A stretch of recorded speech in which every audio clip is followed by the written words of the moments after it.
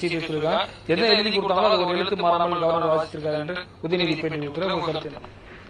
பேரறிஞர் அண்ணா, தந்தை பெரியார், புரட்சியாளர் அம்பேத்கர் அவருடைய கொள்கையோடு இந்த அரசு செயல்படும் அப்படிங்கிறது பாஜக எழுதி கொடுத்த அறிக்கையா என்பதை நான் மாண்புமிகு மரியாதைக்குரிய எதிர்கட்சி தலைவர் அவர்கள் நான் கேள்வி வைக்கின்றேன். இருமொழி கொள்கை தான் இந்த அரசினுடைய கொள்கை அப்படின்னு சொல்லியிருக்காங்க. இதுவும் பாஜக தான் எழுதி கொடுத்ததா என்று தெளிவுபடுத்த வேண்டும். தேசிய கல்விக் கொள்கையை ஏற்றுக்கொண்டால்தான் 3348 கோடி ரூபாய் தருவோம் அப்படின்னு சொன்னதுக்கு எதிர்ப்பு தெரிவித்து அதை நீங்கள் விடுவிக்கணும் அப்படின்னு சொல்வதும் பாஜக எழுதி கொடுத்த அறிக்கையா என்று நான் மரியாதைக்குரிய எதிர்கட்சி தலைவர்களிடம் நான் விளக்கம் கேட்கின்றேன்.